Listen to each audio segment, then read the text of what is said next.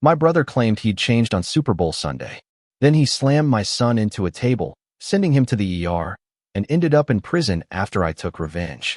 I watched, horrified, as my 11-year-old son lay bleeding on the ground, his forehead split open.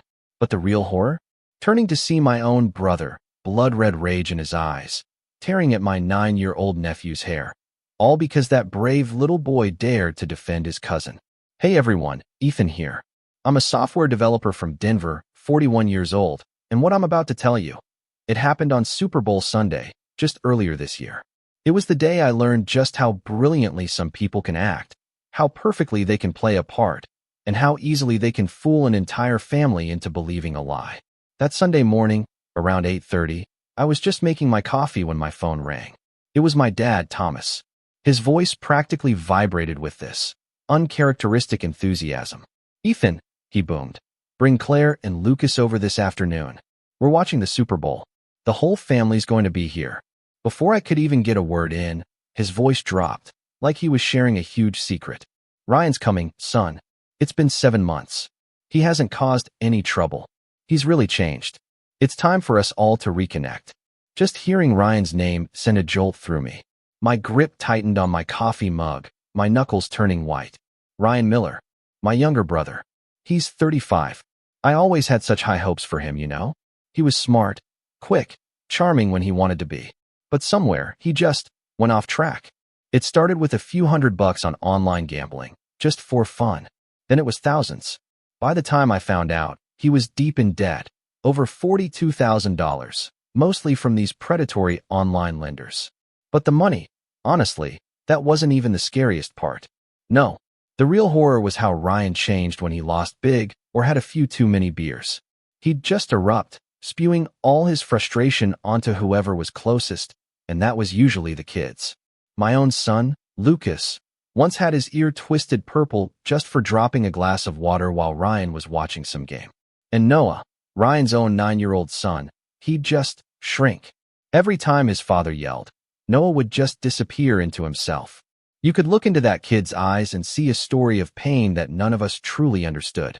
Then, about 7 months before that call, everything just exploded. Ryan got arrested, disturbing the peace, fighting at a casino on Federal Boulevard. Dad had to bail him out at 2:45 a.m. 2:45 in the morning. That was it. Dad finally gave him an ultimatum: get into treatment or get out. And for the very first time, Ryan actually hung his head. He agreed. He enrolled in anger management, a gambling support group in Aurora. And slowly, things seemed to change. He actually called all of us, me included, to apologize. He even got a part-time job at an O'Reilly Auto Parts. Every time Dad and I talked, he'd say the same thing, like a mantra. "I live with him every day, Ethan. He doesn't gamble anymore. Doesn't drink." I've never seen him so calm. I wanted to believe him. God, I wanted to believe it. Who wouldn't want to think their own brother could truly change? I hung up, then turned to Claire. My wife, she's a Walgreens pharmacist, but she's more than that. She's the kind of person who doesn't say much, but she sees everything. When I told her about Dad's invite, she grimaced. Just a tiny twitch, but I saw it. "I don't know, Ethan," she said slowly. "Something still doesn't feel right about this. But if you think we should go, then we'll go." Then I saw Lucas. He'd been standing in the kitchen doorway the whole time, little ears perked up, listening. He's 11, kind of small for his age, and so genuinely sweet I sometimes worry he'll get picked on. When he heard Ryan's name, he took a tentative step closer, his eyes wide and worried. He whispered, "Is Uncle Ryan really different, Dad? Remember last time he..." His voice just trailed off, but I knew exactly what he meant. I crouched down, met his gaze, put my hand on his shoulder. "He's been to treatment, buddy," I told him, trying to sound confident. "Grandpa says he's totally different now. It'll be okay." I said it to Lucas, but honestly, I was trying to convince myself. Giving someone a second chance, that's the right thing to do, right? It's what I've always believed. But some people just refuse to change. No matter how many chances you give them, they only learn how to wear the mask better. The drive from Denver to Dad's place in Lakewood, about 30 minutes down West Colfax, felt endless. I kept glancing at Lucas in the rearview mirror. He and Noah just sat silently, hands folded, staring out the window. I could practically read his thoughts. When we stopped at a red light at the Sheridan crossing, I turned back. Lucas, I said, stay close to Mom and me today. If you feel uncomfortable, even for a second, let me know right away. Okay. He nodded. Then, his whole face lit up as he remembered something. Dad, he asked, will Noah be there today? I nodded. Just hearing his cousin's name, his mood brightened instantly. Those two, barely 3 years apart, they've been inseparable since they were toddlers. If there was any shred of light, any good at all in the messy disaster that was our family, it was the bond between those two boys. We got there around 2:30 p.m. Dad's house, a single-story place on a quiet lane. Wide, green lawn, detached garage. Everything looked perfectly harmonious. For a second, I almost forgot why I'd been avoiding that house for the past year. Then came the first surprise. Ryan himself walked out to greet us. Ryan. In 35 years of being brothers, he'd never come out to greet anyone. He was always sprawled on the couch, waiting for the world to come to him. But there he was, on the porch, a brilliant smile plastered on his face, arms stretched wide like he was ready to embrace the whole damn world. He came right up to me, pulled me into a tight hug. Big brother, he said, thanks for coming. I awkwardly patted his back, my mind racing. Then, he let go of me and knelt down in front of Lucas. Lucas, instinctively, took half a step back. Ryan didn't even seem to notice. He looked at my son with these kind eyes I had never, ever seen on him before. He murmured, Lucas, I'm so sorry for before. I was wrong. I promise I'll never act like that again. Okay. Lucas glanced at me, almost begging for permission. I gave a tiny, almost imperceptible nod. He turned back, pursed his lips, and silently nodded at his uncle. Just then, a little shadow shot out of the house. It was Noah, Ryan's son. He raced over, threw his arms around Lucas, practically bursting with joy. Lucas, you're finally here. Come play football with me in the backyard. I just stared at Noah, truly astonished. This wasn't the withdrawn, distant kid I knew, the one who always looked at his feet. This Noah was beaming, cheeks flushed, leaping and bouncing around like any happy 9-year-old. It felt like those 7 months really had made a difference. Dad came onto the porch, clapped me on the shoulder, practically gloating. I told you so, Ethan. He's completely different. Just believe me on this. Even Claire, who'd been watching everything with narrowed eyes, leaned in. I'm starting to believe it myself, she whispered. Maybe we were just too worried. For a while, the party was exactly what a family gathering should be. Dad was grilling burgers in the backyard, the air thick with the smell of charcoal and sizzling meat. Laughter and loud conversations drifted everywhere. The pregame show was on the TV. Lucas and Noah were tearing across the lawn, chasing a football, their joyful shouts making me finally breathe a sigh of relief. But about an hour later, the whole mood started to shift. Ryan's old buddies showed up, maybe 4 or 5 of them. I recognized some of those faces, the ones who used to sit and gamble with him. They hauled in cases of beer, slapped each other on the back, and took over the couch right in front of the TV. At first, Ryan was still holding a Coke. Then, one of his friends practically shoved a beer into his hand, laughing, saying something I couldn't quite catch. Ryan hesitated, just for a second. Then he popped the top. Just one, he muttered to someone. Or maybe he was muttering it to himself. 1 quickly became 2. 2 became 3. Then, I noticed it. Ryan started checking his phone. Obsessively. Every few minutes, he'd stare at the screen, his fingers swiping, his brow furrowing deeper and deeper. His face was getting tight, his jaw clenched. I didn't need to be a genius to know exactly what was happening. He was gambling. Right there, at a family party. 7 months of treatment, 7 months of transformation. It was all just a perfectly rehearsed performance. Claire saw it before I did. She pulled me into a corner of the kitchen, her eyes locked on mine, whispering urgently, I see it, Ethan. He's gambling. Look at his face. It's just like the old days. We need to leave. Now. I nodded, looking out the backyard window. Lucas and Noah were still rolling on the grass, completely oblivious, giggling wildly. I just couldn't stomach tearing my son away from that joy right then. So I turned to Claire, spoke softly. Just give the kids another 20 minutes. We'll slip out quietly. No fuss. 20 minutes, I thought. What difference could 20 minutes make? But for a gambling addict, who's already losing, 20 minutes is an eternity. And in that eternity, everything fell apart. I later found out Ryan had lost well over $9,000 in just under 3 hours of quietly sitting there. $9,000.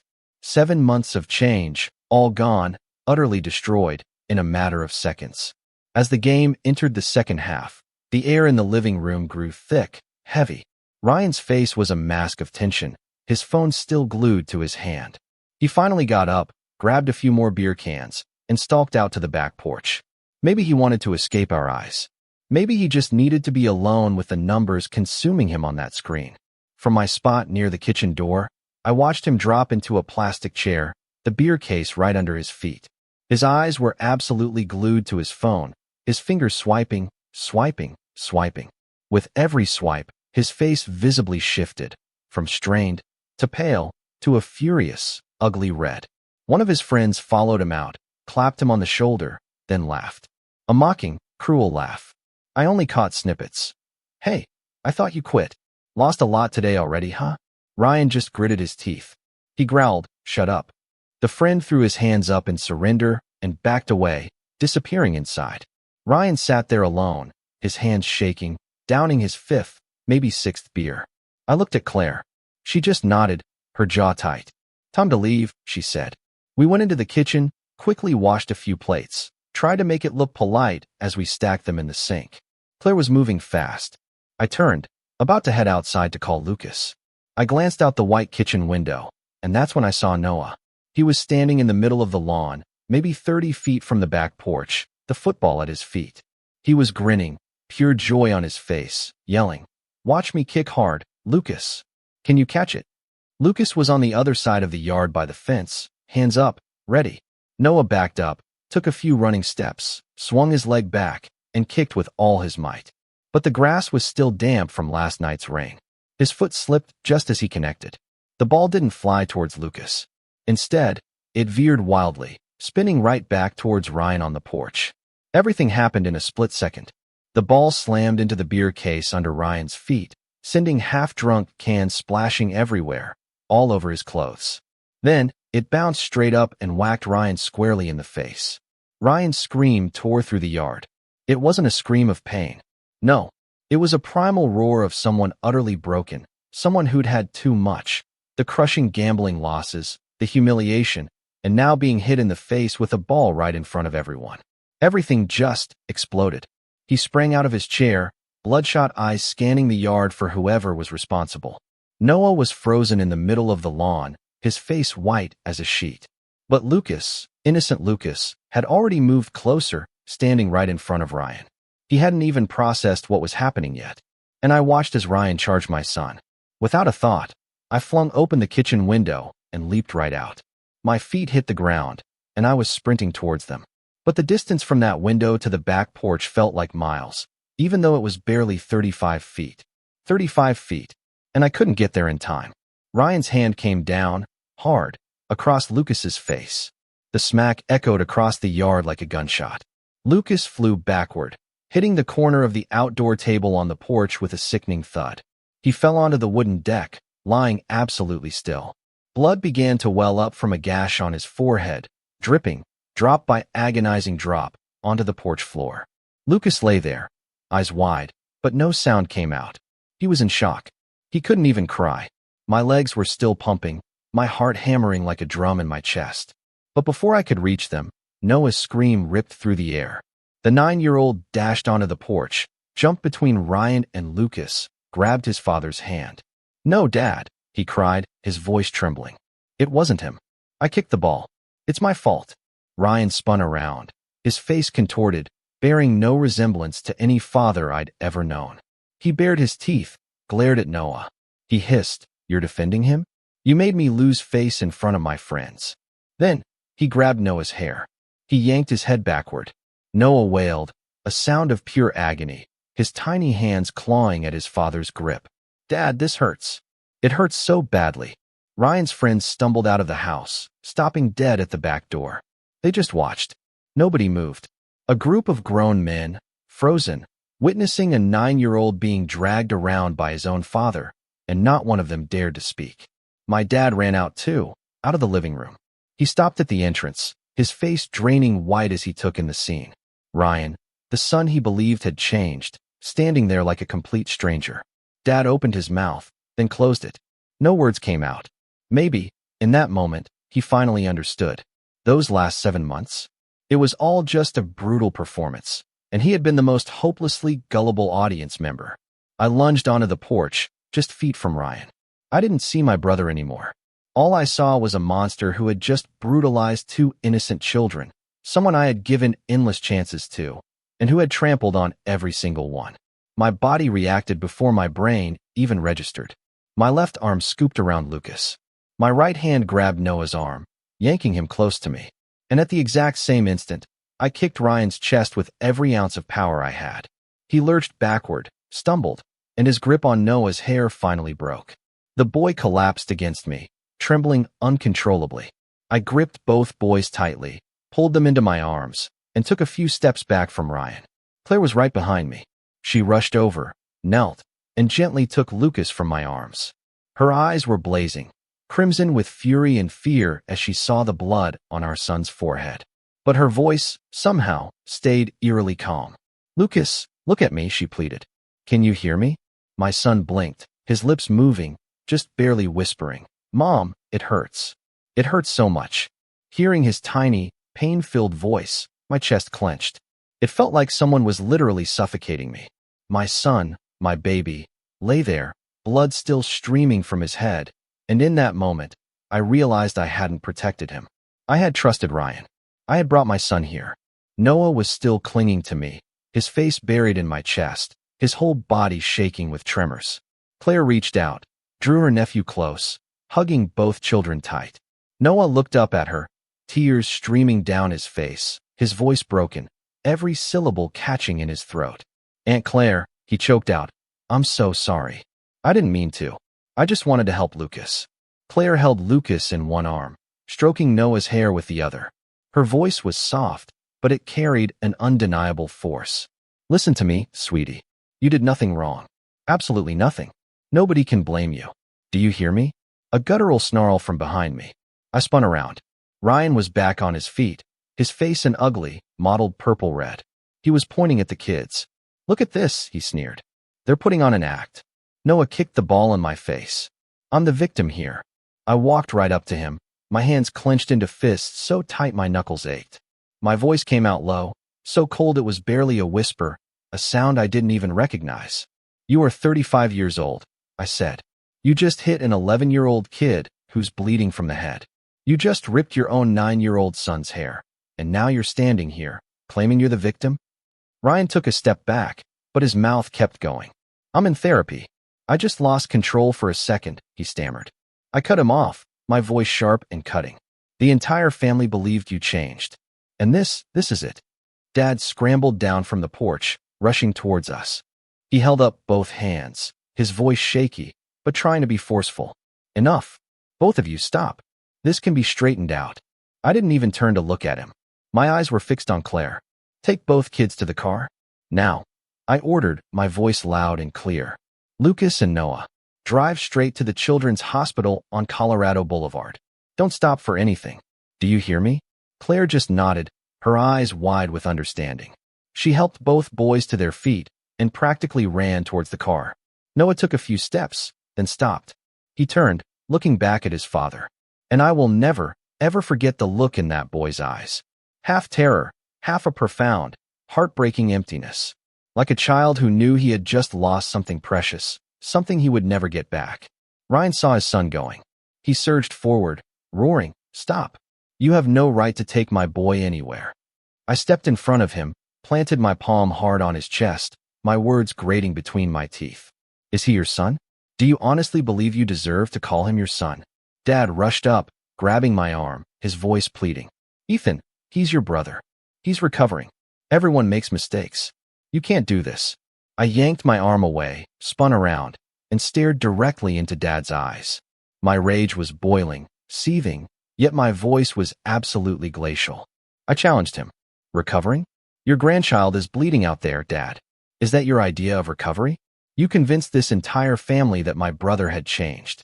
So what, exactly, are you calling this?" Dad's mouth opened, then snapped shut. Not a single word.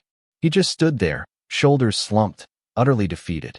I turned back, grabbed Ryan's collar, yanked him close until our faces were inches apart. My voice dropped to a terrifying whisper, barely audible. "You're coming with me," I snarled, "to the garage. Right now."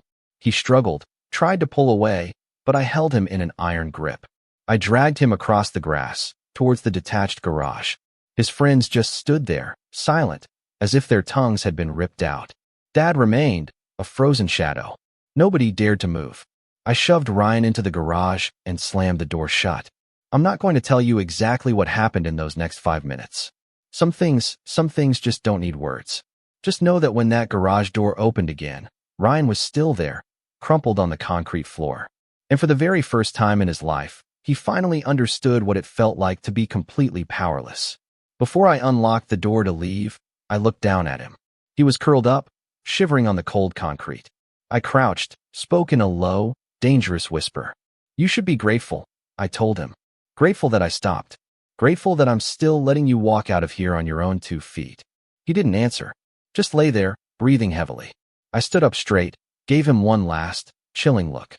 "But if you ever touch Lucas or Noah again," I said, my voice cutting through the silence, "even one hair on their heads, I won't stop. Do you understand?" Ryan nodded, his eyes still glued to the floor, refusing to meet mine. I taught him a lesson. I opened the garage door. The afternoon sun, bright and merciless after the morning shadows, blazed down. I walked out, sweat beading on my forehead, my hands throbbing, trembling. Not from fear, but because it had taken every single ounce of my control to stop myself, to walk away at the right moment. Dad was standing by the door, his face ashen, like he'd just seen a ghost. He peered at me, then into the garage, his voice a shaky whisper. "Ethan, what did you do in there?" I didn't answer. I just walked right past him. Ryan's friends were huddled near the porch, one of them fumbling with his phone, stammering something. It looked like he was about to call the police. I stopped. I turned slowly, staring directly into each of their eyes. I'm 6'1", about 195 pounds, and after 25 years of working out, I knew exactly how I looked in that moment. "Get out," I roared at them. "Get out of here before I change my mind." The guy with the phone gulped, shoving it back into his pocket. Dad rushed after me, grabbing my arm, practically screaming now. "Ethan, I'm asking you, what did you do to him?" I stopped, turned to him, my voice colder than ice. "Go look in the garage yourself, Dad. Don't ask me." I yanked my arm free and walked straight to my car. I didn't look back, didn't say goodbye. I just drove away. Behind me, Dad's house. My brother, likely with a broken nose, lying in the garage. And all the shattered illusions I tried so desperately to hold on to about family. Ahead of me, the children's hospital. My wife, waiting with 2 terrified children, my son and my nephew. I got to the hospital about 25 minutes after Claire. Lucas was already on a bed, his forehead neatly bandaged. Claire sat beside him, one hand clutching our son's, her other arm wrapped around Noah's shoulders. Noah was silent, still as a statue, his eyes fixed on the floor, his hand gripping Lucas's tightly, refusing to let go. Dr. Harris, the night doctor, came to greet me. She told me Lucas needed 6 stitches, but thankfully, no signs of brain injury. I breathed out a shaky sigh of relief. But what she said next made my blood run cold. Dr. Harris glanced at Noah, then pulled me aside, her voice dropping to a low, grave tone. "Mr. Miller," she said, "I need to ask you about the other boy." When the nurse approached him earlier, he curled up and automatically raised his hands to cover his face. That's a reflex. A child's reflex when they're used to being hit. I recommend we examine him thoroughly. I just nodded. What they found after that, it made my blood absolutely boil all over again. Multiple bruises. On Noah's back, on his arms. In various stages of healing. Some yellow, almost gone. Others still angry purple and black, clearly only a few days old. Dr. Harris looked at me, her voice heavy with sorrow. "This isn't from today," she said. "This child has been enduring this for a very long time. By regulation, we have to report this to the police." I called Noah's mother, Amanda, immediately. She and Ryan had divorced 3 years prior, and Noah lived with her. But because of some cruel court order, he had to spend weekends with his father. When Amanda heard what I told her, she broke down, sobbing uncontrollably over the phone. I knew something wasn't right, she cried. I saw bruises on my son, but every time I asked, he'd just say he fell playing football. I suspected it, but he wouldn't tell the truth. The court needed his direct testimony, but Noah kept protecting his father. I couldn't do anything. Her voice shattered. He's scared, Ethan. He's so scared that if he tells, his father will just make it worse.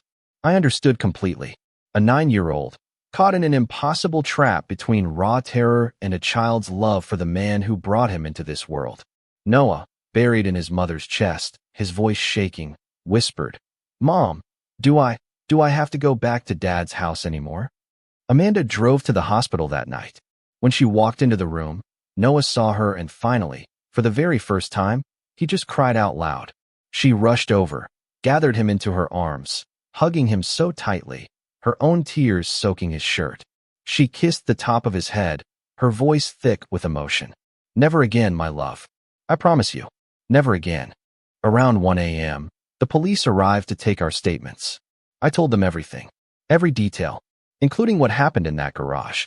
The officer finished writing, then looked up at me, his gaze steady. "Mr. Miller," he asked, "do you regret what you did?" I met his eyes. "I regret believing he had changed," I said. "I regret bringing my son to that house. As for what happened in the garage, no, I don't regret that. Ryan was arrested that night. Charges, injuring 2 child victims. As for me, I got a warning for my actions in the garage. Leniency, they called it, because I was protecting children in an emergency." The next morning, Dad called. His voice was absolutely frigid. "Are you satisfied now, Ethan?" he sneered. "Your brother's been arrested. You've destroyed this family." My voice was rock steady. "Dad," I said, "have you seen Noah's medical records? In 7 months, you kept saying Ryan had changed. But during those 7 months, your grandson was still being beaten. Regularly. Did you ever ask that kid a single question? Did you ever really look at him?" There was a long, agonizing silence. "I don't think so," I finished. "Goodbye, Dad." And I hung up. That night, Lucas lay next to me in the hospital bed. He turned over, his voice barely a whisper.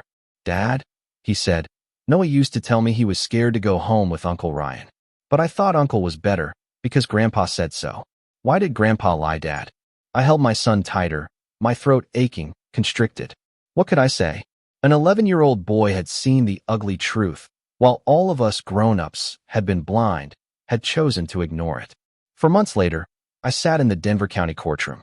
I watched as my brother walked in, wearing that awful orange prison uniform. Life during those 4 months, waiting for the trial, had been anything but easy. Lucas was seeing a psychologist twice a month. He'd jump at every loud noise, plagued by nightmares. The physical scar on his forehead, that would heal. But the wounds in his mind, those would take so much longer. Amanda had brought Noah to the same clinic, and one afternoon, I saw them. Lucas and Noah, meeting in the waiting room, just sitting side by side, like it was the most natural thing in the world. 2 children, sharing a silent, profound pain, a pain inflicted by adults. Ryan sat in the defendant's row, head bowed, not daring to look at anyone. And Dad, he called me several times during those months, begging me to drop the charges, to reconsider, to give Ryan another chance. I wasn't stupid enough to fall for that ever again. The courtroom was eerily cold and silent. The prosecutor stood, presenting the charges. He brought out Noah's medical records, projecting shocking images of the bruises on the boy's back and arms onto a large screen. Dad sat right behind him, looking utterly broken, older than his years, hair grayer, back more hunched, eyes completely empty. I sat next to Claire. Amanda sat beside us. Her voice, when she spoke, was stark and chilling. "The injuries on victim Noah Miller," she stated, "are in different stages of healing. This clearly indicates that this behavior continued for months. This was not an isolated incident, Your Honor. This was systematic abuse." The defense attorney, of course, tried to turn the tables. He stood up, pointing a finger directly at me. "Your Honor," he loudly declared, "my client was attacked first. My client's brother assaulted him right there, in their father's garage." The prosecutor didn't even flinch. He turned, facing the defense attorney. "Attacked first," he shot back, his voice dripping with incredulity. "By whom? By a 9-year-old who slipped while kicking a ball? And your client's reaction was to hit an 11-year-old so hard he bled from his head, then grab his own son by the hair? Is that the outcome of 7 months of therapy? The defense counsel had nothing. He remained absolutely mute. Then came Noah's testimony. Because he was so young, they let him speak via a pre-recorded video. The screen flickered to life, showing Noah sitting in a quiet room, a social worker beside him. His voice, though quivering, was heartbreakingly clear. "Dad told me I couldn't tell anybody," Noah whispered, his eyes downcast. "Dad would hurt me when he lost bets. Even when he was getting treatment. That day, Dad hit my cousin and made him bleed. I was so scared. All I wanted to do was save him. Then Dad grabbed my hair. I heard Amanda stifling a sob beside me. Claire squeezed my hand so tightly it ached. I looked across the courtroom at Ryan. He had buried his face in his hands, his shoulders shaking with silent sobs. The judge, his voice severe, asked, "Does the defendant have anything to say?" Ryan looked up, his voice stammering, weak. I have problems controlling my emotions. I'm trying." The judge cut him off, his voice sharp, unforgiving. "During those 7 months of trying, Mr. Miller, your son continued to get hurt. Where, exactly, was your effort?" Ryan couldn't answer. Ryan Miller was found guilty. Guilty of injuring children, with 2 victims.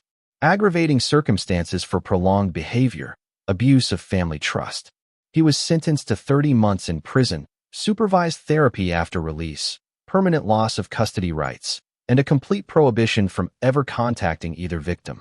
As they handcuffed him and led him away, Ryan turned, looking at my father one last time. His eyes seemed desperate, like he wanted to say something, anything. But no words came out. Dad just sat there, tears streaming down his face. For the first time in my life, I saw him truly grieve. Not for himself, but for his son. After the trial, Dad, his eyes bloodshot and swollen, stumbled towards me. "Are you satisfied now?" he demanded. I stood up, met his gaze head on, and gave him a single, measured reply. "Very satisfied." After that, I left the courthouse with Claire. As we got into the car, she turned, her voice soft. "Are you okay?" I looked out the window. In the parking lot, Dad was still standing alone next to his old car, his shoulders slumped, looking like half the man he used to be. I turned back to Claire. "I lost a brother today," I told her. "Not because he went to prison, but because I finally realized. I never really had that brother to begin with. It's been 9 months now since Ryan went to prison. I haven't visited him. Our lives are smaller, yes, with fewer people in them, but they are profoundly, blessedly more tranquil. Lucas has completely healed. The scar on his forehead is fading with time. The nightmares grew less frequent, then vanished entirely. My son is back. He's the carefree, joyful 11-year-old I remember. Noah now lives full-time with Amanda. He doesn't have to count down the days until he has to go to his dad's house anymore. He doesn't have to hide bruises under long sleeves. He doesn't have to lie about falling. Every single weekend, Amanda brings Noah to our house, and he and Lucas run around like they're glued together, from morning until night. Just yesterday, I was standing on the back porch, steaming coffee in hand, watching them. They were hurling snowballs at each other, their laughter echoing, ringing through the yard. Denver had just been hit by a massive blizzard after Christmas, and the whole yard was covered in a pristine white. Claire came out onto the porch, pulling her sweater tighter, and stood next to me. She watched the boys rolling in the snow, building snowmen, then turned, a soft smile on her face. "You see, Ethan," she said, "kids are stronger than we think." And she was right. Noah is a different child entirely from 9 months ago. He laughs more now. He talks more. He plays, naturally, exuberantly, like a typical 9-year-old should. I just nodded. I didn't have to say anything. Dad still texts me, almost daily, begging to see his grandkids, begging to talk, begging for a chance. I don't answer. There's simply nothing left to say. Someone asked me once, "Don't you miss your dad and brother?" I looked inside, where Claire was making supper. Then out to the yard, where Lucas and Noah were wrestling in the snow. "My family," I told them, "is right here. A family is built on people who defend one another, who protect each other, not those who hurt each other, then demand forgiveness just because they share DNA."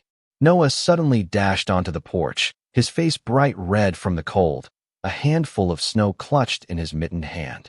"Uncle Ethan," he yelled, practically vibrating with excitement. "Come build a snowman with us. We need a grown-up to carry the big snowballs."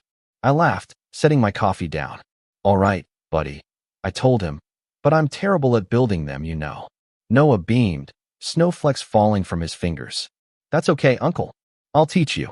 I burst out laughing then, a real, full laugh, and strode out into the yard, my boots crunching into the fluffy white snow. I don't know if I made every right choice, or even any right choices, throughout all of this.